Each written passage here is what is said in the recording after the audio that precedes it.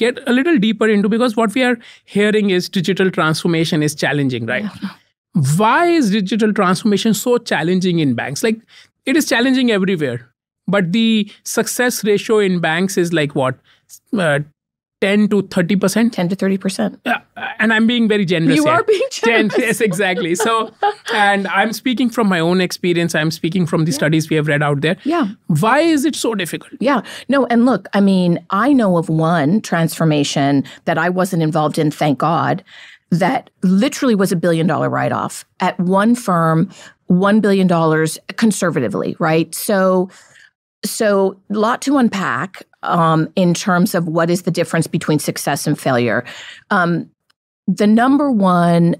absolute number one thing, I believe, so we can talk about the leadership more. I think we'll talk about that in different contexts, hopefully still.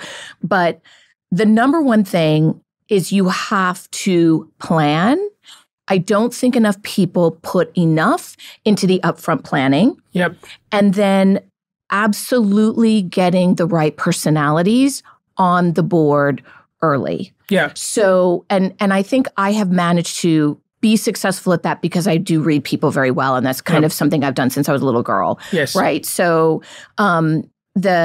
the first thing you have to do is get the right players on the board, and you have to be brutally honest with yourself in the planning phase. Right. Most people underestimate the planning phase. They don't understand how important it is to get the right players on the board at each stage of the project. So planning, then execution, then post-implementation. Because all three of those steps are critical to getting adoption, understanding the very end, which I think most banks don't do well. I don't think they do change management well. Yeah. And then the execution, right, where you're potentially uncovering bad data at any time at any of these banks, which could go wrong.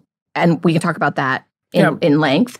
And then the planning. Okay, so you got to get the right players on the board. And somebody who might be good at execution might be the person who you think can do the planning, but actually they're terrible at it and they damn the project. So understanding people's skill sets and understanding what they're good at, I think, has made all the difference in the world.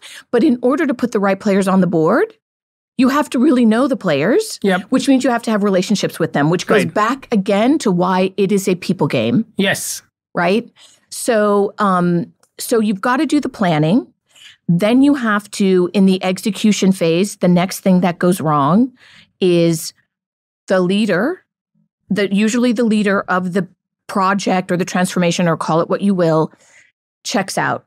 Yep. And they think, oh, it's going to get done because I'm a big executive and I'm saying it's going to get done. Absolutely no way. You have to be a leader who is close enough to the details, not to micromanage, but to know when something's going pear-shaped. Yep. Really important.